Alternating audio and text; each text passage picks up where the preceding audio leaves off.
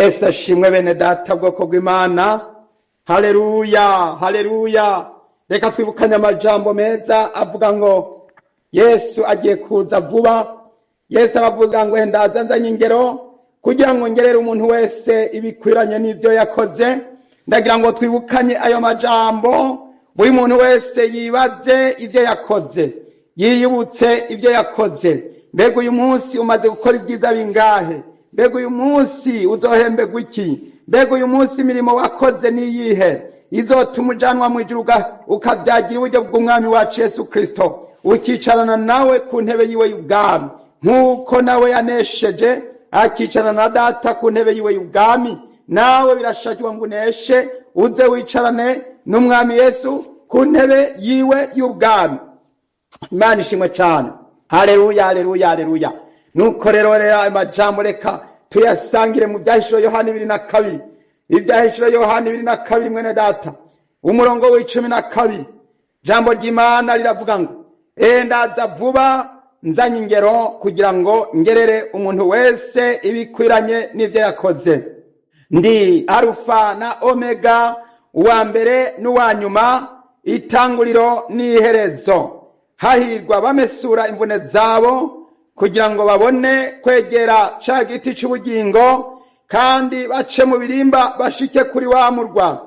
Inyuma hazoba imbwa n'abarozi n'abashakanyi n'abicanyi n'abasenga ibigirwamana n'umuntu wese akunda kubesha akabikora. Imana ishimwe cyane. Ndagira ngo muri ano majambo dusangiremo amajambo avuga ukuntu Yesu agiye kuza nk'igisuma. Ubwa kabiri turaza kuvugana ingene umuntu azohinduka agacikya nk'imbwa. Imbwa igendesha amagurane, imbwa ifise amenyo biriya amenyo asongoye nk'inyamaswa. Kubona umuntu Imana yamuremye ameze nk'umuntu. Imana yaremye umuntu afise ishusho y'Imana. Imana yaravuze ngo tureme umuntu ase natwe, amere nkatwe. Oh Yesu we, Yesu we, Yesu we. Ariko noneho bigeze mu byahishuro Yohana, kuko igihe Imana yarema ni mu itanguriro, ariko bigeze mu byahishuro Yohana umuntu agiye guhinduka. Bigeze mu mpera y'isi umuntu ahindutse asigaye ameze nk'imbwa. Imbwa igenda irekereza ururimi, imbwa igenda yasamye, imbwa igenda iraba ihigahiga, igenda nk'inyamaswa igendesha amagurane. Bene data, nimwumve destination y'abanyabyaha, nimwumve destination y'abantu b'ababeshi, nimwumve destination y'abantu b'imborego, nimwumve destination y'abantu b'abasambanyi. Abasambanyi bari ubwoko kwinshi, nabyo turaza kubivugako. Nabyo turaza kubivugako. Reka rero tuanze duhere kuri ibi bivuga ngo Yesu agiye kuza vuba. Yesu agiye kuza vuba. Mwene data, Yesu yaravuze kenshi, arasobanura yuko agiye kuza nk'igisuma. Yesu yarasobanuye yuko agiye kuza nk'igisuma. Yesu yavugishije Yohana mu byahishuro Yohana 16 umurongo wa 15. Ndaza nk'igisuma. Hahirwa uba amaso akazigama impuzu ziwe ngo ntagenda amenya, bakabona isoni z'ubwambure bwiwe. Iri jambo ni jambo ryo kugabisha. Yesu yaravuze ko agiye kuza nk'igisuma. Ni kubera iki Yesu yasobanuye ko agiye kuza nk'igisuma? Imana ishimwe cyane. Igisuma Yesu yashatse gusobanura yuko igisuma kije kiraraha kigatwara, kandi nko mukanya, ndetse kanya nkako gukubita urugohe mukanya gato cyane, kuko nakajisha mukandi ni mukanya gato. Yesu azoza aze gutabara abantu barimo barakorera Imana mukuri no mu mpwemu. Abantu bakorera Imana no munsi rero bameze bate? Abantu bakorera Imana no munsi igituma bazoza gutabarwa kugira ngo baze kunyakugwa. Mu Giswahili gita unyakuo, tutanyakuriwa. Mu Kirundi turavuga ngo tuzozamurwa, ngo mukanya gato, ngo mukanya nkako gukubita urugohe. Ngo mu Giswahili ngo ni kufumba na kufumbua. Haleluya, haleluya. Rero Yesu azoza gutabara abantu hano ku isi b'Abakristo kuko barageramiwe. Azoza gutabara. Isi irashaka kubatwara, Satani arashaka kubatwara, Satani arashaka kubaburagiza, arashaka kubabuza ijuru, kuko Satani yahoze ari marayika yemewe kandi yakora imirimo. Niwe yakora adoration, ariko mu nyuma aza kwiha icubahiro, aza kwiha gushaka gusengwa, ashaka kugira ngo arengere Imana.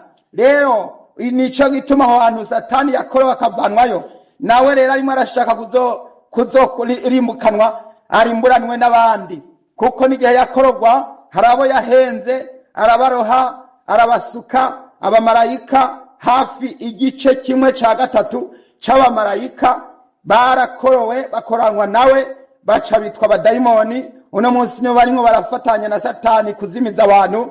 Ndagira ngo mbabwire yuko mwene data, ushaka kugira ngo azoje mu ijuru abanza kwikiza abadayimoni bagenda bamusuka, bagenda bamuhenda, bagenda bamuyobya, bagenda bamusukanura. Mwene data, ndagira ngo wirinde kugira ngo Yesu niyaza azogusange wera, wejejwe, utunganye. Niryo jambo ritubwiye ngo ngwehe ndaza nk'igisuma. Yesu araje nk'igisuma kubera yuko azobaje gutabara hano mw'isi. Abantu bavuga ubutumwa ntibemewe, abantu basenga mu kuri mu mpwemu ntibemewe, abantu bakorera Imana mu kuri mu mpwemu ntibemewe. Isi yaramaze kubabera ikibambwe, kandi nabo isi bayibereye ikibambwe. Hano mw'isi ntidufise abakunzi. Hano mw'isi muribuka Yesu yuko hageze igihe asigara abura n'umwe yobana nawe, bose baramuhunga baramuta. Haca haza igitero c'ingabo z'umwijima, kiba arico kiza kumuhagatira. Bamwe bamuvuma amate, abandi bamukubita, abandi baramwica, kugeza aho Yesu yapfuye. Yari asigaye ari hagati y'abicanyi, hagati y'abasoda b'abanyaroma, hagati hari hageze igihe n'abayahudi ntibaba bakimwegera, ahubwo yasigaye ari hagati y'abantu baba babicanyi gusa. Yesu yari asigaye ari hagati mu bantu baba mwanka gusa, babagizi ba nabi.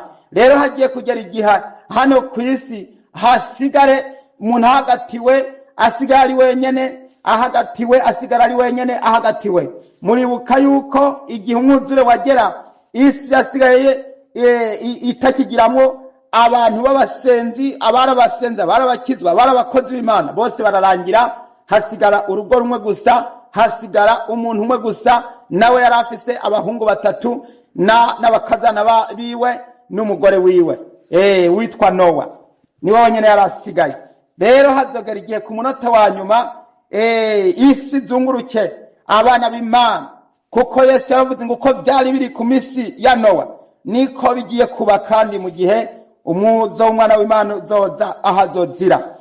Abakristo bagiye kuzungurukwa, basange bisange atabagenzi bagifise, basange atabakunzi bagifise, kuko umuntu uramubwiza ukuri agaca avuga ati umuntu n'umwansi wanje. Uramubwiza ukuri, uyu muntu agaca avuga ati umuntu reka ndamuhunge ndamute. Uramubwiza ukuri, ahubwo agaca agenda gukorera umugambi mubisha.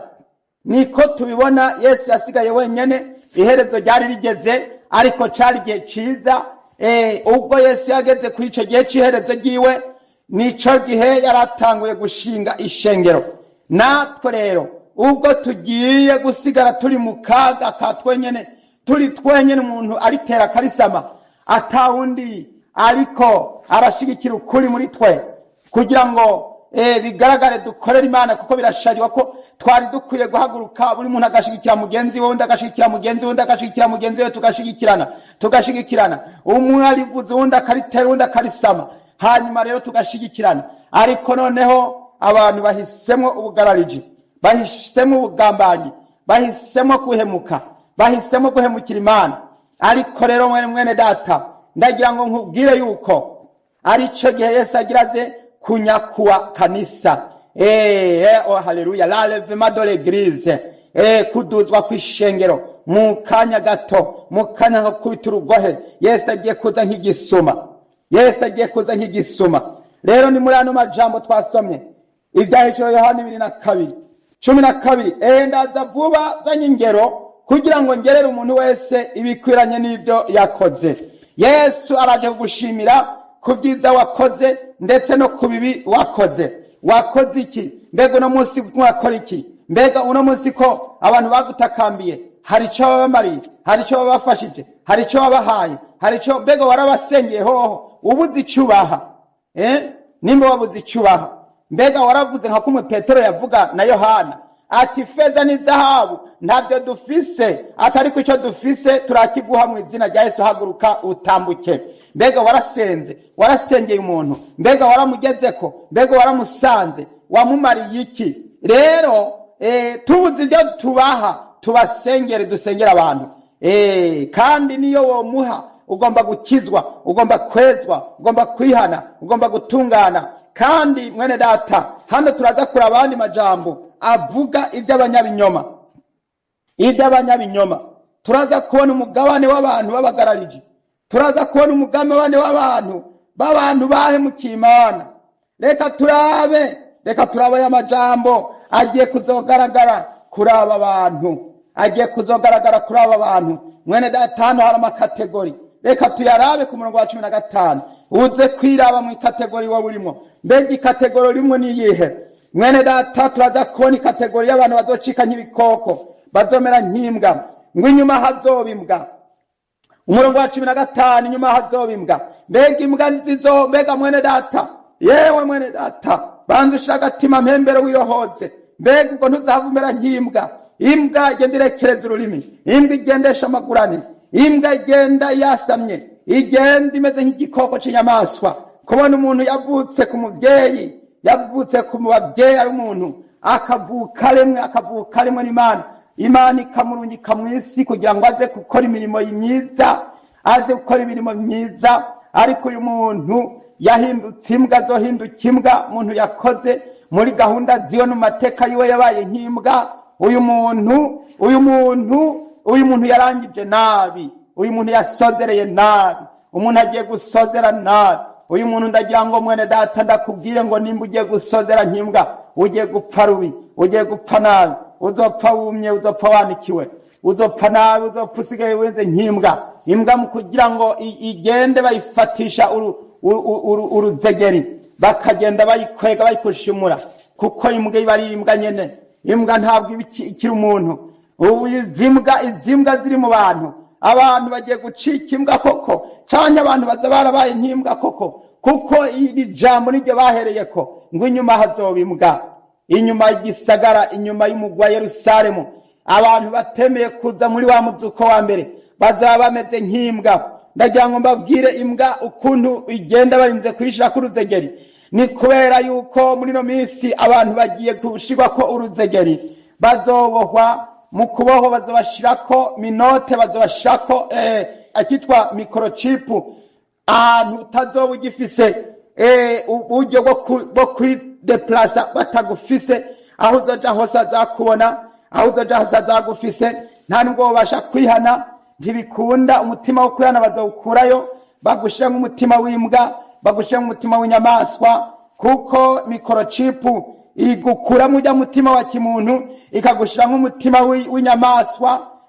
Bakagushira nk'umutima w'inyamaswa. Muribuka yuko abo kuri no batara bakibasha kwihana kuko bari barakuwe nk'umutima wa kimuntu, kuko hari haraje ibijeya bikabyarana n'abantu bakabashira mu indi mitima.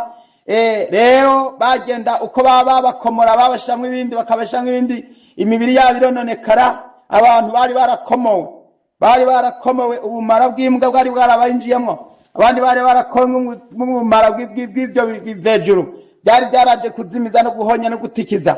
Rero ndagira ngo nkubwire ngo abantu bagiye gucika nk'imbwa, kuko bazoshirwamwo imicrochip izobabuza gusenga, izobabuza kuvuga ubutumwa, izobabuza kuririmbira Imana, izobabuza gutazira Imana, izobabuza kwamamaza inkuru nziza y'agakiza. Abantu bazoshirwamwo microchip. Iyo microchip bagiye kwishira mu bantu. Kandi ndagira ngo mbwire ngo abantu benshi bagira ibikino, ariko igihe mwo kumva muti ishengero riraduze, kazoba kabaye, utihanye ntabwo azoba cihanye, utihanye ntabwo azoba cihanye, utakiriye Yesu ntabwo azoba cakira Yesu, kuko mpwemu yera azoduga adugane n'ishengero ryiwe. Yesu azoza avuza inzamba, hanyuma mpwemu yera umwe yamanuka ku munsi wa Pentekote azohitana biwe, azamukanwe n'ishengero. Abera baje kuruhuka, baje mu bukwe, ubukwe bw'umwagazi w'intama w'Imana ugiye kuza kuba mu kanya gato, mu gihe gitoya cyane. Umukwe bw'umwana w'Imana bugiye kuba, iryavuzwe rigira risohore, iryavuzwe rigira ritahe. Yesu agiraze gutora umugeni, gutora abera, gutora abakijijwe, gutora abana b'Imana. None rero muri ico gihe Yesu akimara kurangiza kunyakura ishengero kugira ngo aritware nk'igisuma, hazohita haza ubutegetsi bw'abadayimoni buzoza gutegeka abantu bubashamwo microchip, bubashamwo za nimero za 666 666 666 majana 666. Ivyo bimenyetso rero bigiye gushirwa mu bantu, abantu basigare bameze nk'imbwa, basigare bameze nk'inyamaswa, abantu bakugwamwo amagatima ka muntu, kamere ya muntu bavemwo, hazemwo kamere y'imbwa, abantu bagire kamere nk'iy'ibikoko, abantu bagiye kugira kamere nk'iy'ibikoko. Hano rero ijambo ry'Imana ratubwiye ngo inyuma hazoba imbwa. Inyuma ni hehe? Imbere ni hehe? Inyuma ni hehe? Ishengero niryamara kuduzwa, umva uko bigiye kugenda. Ishengero rizoduzwa rize kumara hariya mu bukwe bw'umwagazi w'intama. Barangije ubwo bukwe bw'umwagazi w'intama burangije, Yesu azohita amanukana n'ishengero baze kwima ingoma y'imyaka 1000 hano i Yerusalemu ku mugaragaro. Muribuka yuko ibintu byose byabereye muri Isirayeli bizosozerera muri Isirayeli. Imana ishimwe cyane. Abisirayeli bavuye mu Egiputa baronka ubutaka muri Isirayeli. Aha muri Isirayeli niho Yesu yavukiye, niho Yesu yapfiriye, niho Yesu yazukiye, niho Yesu yadugiye mu ijuru, kandi niho Yesu agiye kugaruka azoshinga inyundo ziwe ku musozi wa Elayono, hanyuma aca ashinga ingoma hajya nyene Isiyoni ku murwa w'Imana i Yerusalemu. Hanyuma rero ikindi kandi mwamenya yuko iyi Bibiliya yandikiwe muri Isirayeli, abavugishwa n'Imana bose n'Abisirayeli, intumwa 12 zose n'Abisirayeli, kandi abanditse ibitabo byose n'Abisirayeli. Nuko rero mwene data, ingoma ya Mesiya igiye kubera muri Isirayeli, ingoma y'Imana igiye kubera ahantu hitwa Yerusalemu. Rero inyuma yaho, kuko abere bagiye guzoteranira muri uwo mugwa, niho hazoba hari quartier general, niho hazoba hari ibiro by'Imana, ibiro by'umwagazi w'intama w'Imana.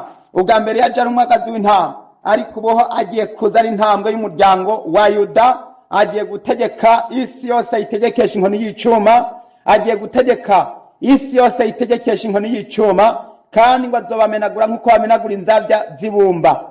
Imana ishimwe cyane. Yesu agiye gutegeka amahanga yose n'imiryango yose n'amoko yose n'indimi zose n'amakungu yose. Hanyuma rero muri ico gihe abera bazaba bari kumwe nawe, bafatanya nawe kuganza imyaka 1000. Niho rero hano batubwira bati inyuma hazoba imbwa n'abarozi, hazoba imbwa. Zambwa zose ni ukuvuga ngo abantu batewemo microchip bose, abantu batewemo microchip bose, abantu bashizwemo zijya microchip bose bazoba bameze nk'imbwa zigenda ziharamba zishaka kwinjira ngo zigende kurya abantu, ariko ntibizaba bigikunda kuko bazaba barahongobaye imenyo. Yesu azoba ari warategeka abo bantu. Rero abantu bahawe microchip bose bazoba bari mu yandi majambo bari bumoso, ariko ishengero riri buryo. Abazaba bari buryo nawe ari kumwe na Yesu bafatanije nawe kuganza, kuko Yesu yavuze ngo unesha zicarana nanje iburyo bwanje. Haleluya. Nkuko nanje nanesheje nkicarana na Data iburyo bwiwe. Rero abazaba bari buryo n'abazaba bari muri nibisobanurwa kuba iburyo nukuganza, nugutegeka, nukuyobora, nukuhabwa inganji hamwe na Kristo. Nivyo bisobanuye iburyo. Abazaba bari bumoso bisobanurwa ngo n'aba bantu bacitse nyimbwa, bagacika ibikoko, bagacika inyamaswa, bagacika nk'ibintu bitagira figire, ibintu by'ibinyamaswa, ibintu byononekaye bafashwe bagashirwamo microchip, ntibakira abantu. Kuko ijambo ry'Imana ryaratubwiye neza ngo umuntu wese azohirahira akakira izo nimero, agashirwa ku ico gikoko, agasenga ca gikoko muri bwa butegetsi bwa Antikristo. Ubwo butegetsi bwa Antikristo buzoba ari uko ishengero riduze.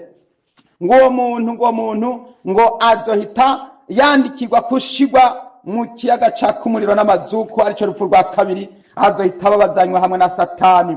Mwene data niumvigiye kubera kuri abantu banse kwihana. Abantu banse kwihana bagiye kurimbuka. Abantu banse kwihana bagiye gupfa rubi. Abantu banse kwihana bagiye guhona. Abantu banse kwihana bagiye kuranduka. Abantu banse kwihana bagiye gupfa nabi. mwene data ndagira ngo ubwire ngo aba bantu bazoba bari ibumoso. Impene zigiye kuja ibumoso, impene zigiye kuba imbwa, zigiye kuja hanze, ariko imbere hazoba hari intama zizohererezwa iburyo bwiwe, ariko impene zizoherezwa ibumoso. Hano rero twatanguye tuvuga yuko umugwi wa mbere hano hazoba imbwa zizoba ziri hanze, ngo hazocabamwo n'abarozi. Abarozi murazi ko ari babandi barya abantu, barya abantu, bagenda baroga abantu babarya. N'abashakanyi, abashakanyi bamwe bagenda bashakana ngo bakora iby'ubusambanyi, ugasanga umuntu agenda yipfuza nako ngo basambane. N'abicanyi, abicanyi n'abandi babandi baza kwica abantu, bakaza kwica abantu mu buryo bwa politike, mu buryo babahoye ubwoko, babahoye ubusa. Abicanyi babandi bicana, abantu bicana mu buryo bwinshi. Hariho n'abicana bakicana bakoresheje uburozi, bakoresheje guterana inshinge, nk'uko hariho n'ibihugu byamaze guhitamo kwica abantu bakoresheje inshinge, ibyo bita murire aradinyita. Bamwe babica abantu bose, abantu bica abantu bakamusogota, bakamwica atarapfa, ataracikana. Abandi bagahitamo kwiyahura, bajya bose biyahura, bose n'abagenderana bahagaze muri ubwo bwicanyi. Umuntu wese yica uyundi canke akiyica, aba ari muri ico gitigiri. Hamwe n'abasenga ibigirwamana, umuntu wese asenga ibigirwamana, agasenga ibishushanyo, akaja mu bapfumu, akaja kuraguza, akaja guterekera, akaza kubandwa. Umuntu wese asenga abadayimoni, umuntu wese yubaha ivy'isi akabirutisha Imana. Umuntu wese yipfuza, kugenda wipfuza, ukagenda wipfuza, ukarara uripfuza, ukazindukira kwipfuza, ukabigorobereza kwipfuza, wipfuza iby'abandi. Ijambo ry'Imana avuga ngo uko niko gusenga ibigirwamana. Gusenga ibigirwamana ni ukugenda wipfuza iby'abandi, ibyo ubonye byose, ati compa n'ibinabirya. Umuntu ntakibumbwa n'ibyo afise, ahubwo asigara yipfuza iby'abandi. Uko niko gusenga ibigirwamana. Iwo mugwi, mbega mwene data uri muri wo? Mbega uri muri uwo murwi? Ngo hamwe n'umuntu rero wese akunda kubesha akabikora, umuntu wese akunda kubesha akabikora. Ndagira ngo iryo jambo ryo turangiriza ko umuntu wese akunda kubesha akabikora. Muri ino migwi yose uko ari ngahe, uyu niwo mugwi urangiriza ino migwi. Kuko umugwi wa mbere wabaye uw'imbwa, umugwi wa kabiri wabaye uw'abarozi, umugwi wa gatatu wabaye uw'abashakanyi, umugwi wa kane wabaye uw'abicanyi, umugwi wa gatanu wabaye uw'abasenga ibigirwamana, n'umugwi rero wa nyuma ni umugwi w'ababeshi, kandi bakabishira mu ngiro. Mwene data wowe ukibesha, uracabesha, uracadanganya, uracakora mantire, mbega uracari umuntu abesha abantu kugira ngo bikunde wicira inzira, kugira ngo bikunde wirongera ubutunzi. Hariho n'abantu barimo barashaka kugira ngo bavugira abandi neza bakoresheje ububeshi. Mwene data ndagira ngo ngire ko Yesu atigeze avuga ikinyoma imbere ya Pontiyo Pilato. Rero rya jambo najya gishinga nayo yakoresheje imbere ya Pontiyo Pilato bizokwagiriza. Reka kubesha, nta mwana w'Imana abesha. Ntabwo woba wandikiwe ijuru ngo ubeshe, ntibishoboka. Mwijuru nta kibanza uhafise, mwijuru nta kibanza c'ababeshi kiriyo. Kuko mwijuru ntiwoza kubesha, wowe ugiye kuhahumanya, ugiye kuhonona, wowe ugiye kwivanga nabera, kandi wowe ubaye indyarya, uri indyarya. Uno munsi uyorobeka mu bakristo, uyorobeka mu bana b'Imana, kugira ngo bikunde nawe witwa yuko uri umukizwa, ariko uri indyarya, uri umubeshi. Inyuma rero hazoba bene abo, ntabwo bazoja imbere muri uwo mugwa w'abera, bazoja inyuma. Bazoba bari muri kategori y'ibikoko nyamaswa, bazoba bari muri kategori y'abafashwe mpiri, bazoba bari muri kategori y'abatakira abantu b'ababeshi bagiye kurimbuka. Abantu b'ababeshi bagiye kubona ibara. Umuntu wese abesha agiye guhona, umuntu wese agiye kuyabesha agiye kurimbuka, umuntu wese yabesha agiye gupfa nabi, agiye gupfa yumye, agiye gupfa yanikiwe. Umuntu wese yabesha agiye gupfa rubi. Uyu mugwi w'abantu, bene data b'abantu bagiye gupfa nabi, bagiye gupfa nabi bene data. Ndagira ngo ubwire ngo wihane ibyaha bicitwa uyu munsi, wihane ibyaha bicitwa uyu munsi. Reka turabe no mu byahishuro Yohana 21 umurongo w'8, haravuga ngo ariko ibijora n'abatizera n'abakora ibizira n'abicanyi n'abashakanyi n'abarozi n'abasenga ibigirwamana n'abanyabinyoma bose umugabane wabo uzoba mu kiyaga caka umuriro n'amazuku nico rupfu rwa kabiri. Umugabane wabo uzoba mu kiyaga caka umuriro n'amazuku. No kuvuga ngo bamaze kuba inyuma ya ca gisagara ntibizogarukiraho gusa, bazoba bandikiwe, bazoca bandikirwa, bazohita bandikirwa, bazoca bakatirwa umugabane wabo, igihugu cabo, isi yabo, ingero yabo, ibihembo byabo, bazoca batwagwa mu kiyaga caka umuriro n'amazuku. Ababeshi bose ndabikuranguriye, ndabigutangarije. Abasambanyi bose ndabikuranguriye, ndabigutangarije. Abicanyi bose ndaranguruye, abasambanyi bose ndaranguruye, abasenga ibigirwamana bose ndaranguruye, abakozi b'ibyaha bose baze kwihana ndaranguruye. Umugabane wabo uzoba mu kiyaga caka umuriro n'amazuku, kandi ngo ico kiyaga nyene nico rupfu rwa kabiri. Hungu udapfa, hungu udapfa, hungu udapfa, garuka, ihane, ihane, ihane mwene data, ihane Yesu araje, ihane Yesu araje, ihane Yesu araje. Ngo hahirwa abamesura imvune zabo kugira ngo babone kwegera ca giti c'ubugingo, kandi bace mu birimba bashike kuri wa murwa. Ivyahishuriwe Yohana 2 umurongo wa 14.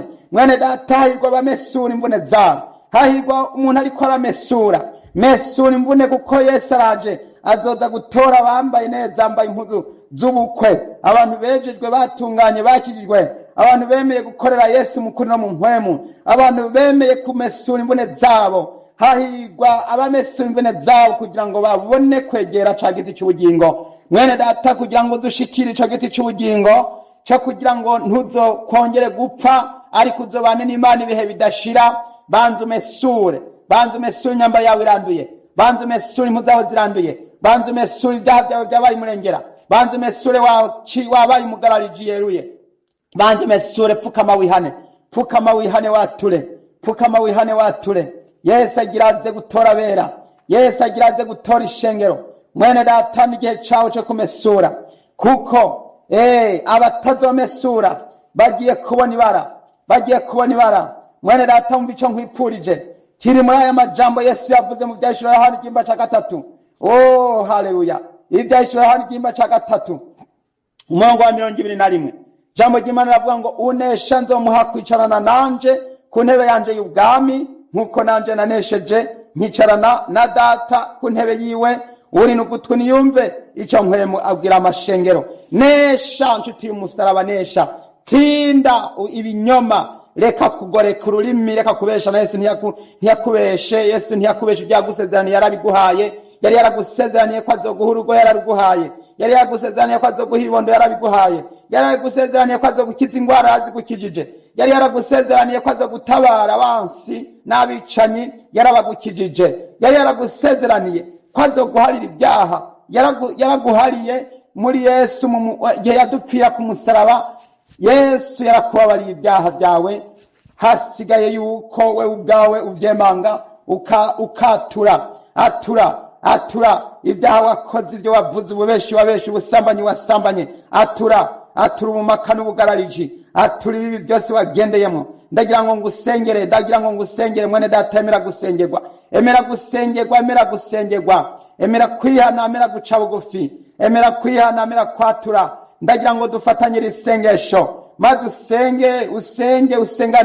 usengane nanje nino sengesho, uvuga ati Mwami Yesu, ndihanye ibyaha byanje byose, ibyo nacumuye, ibyo nakoze, ububi nagendeyemo, ububeshi nagendeyemo, ibicumuro nagendeyemo, ibibi nakoze byose ndabyihanye, ndabyatuye. Ubusambanyi nagendeyemo ndabyihanye, ndabwatuye. Ibicumuro nakoze byose ndabyihanye, ndabyatuye. Ndihanye ku mugaragaro, ndihanye, ndatuye ibyaha byanje byose. Ndasabye Yesu, mbabarira, unyuhagire, unyoze, amaraso yawe anyoze, ibyaha byanje byose ndabibabarigwe. Mwami Yesu wanje, Mwami wanje, futa amazina yanje mu babeshi, futa amazina yanje mu basambanyi, futa amazina yanje mu bicanyi, futa amazina yanje Mwami mu basenga ibigirwamana no mu bakora ibizira. Mwami, futa amazina yanje muri ca gitigiri cimbwa n'abarozi. Mwami, ndasabye kugira ngo amazina yanje yandikwe mu gitabo c'ubugingo cawe mwagazi w'intama atanzwe ku kimazi.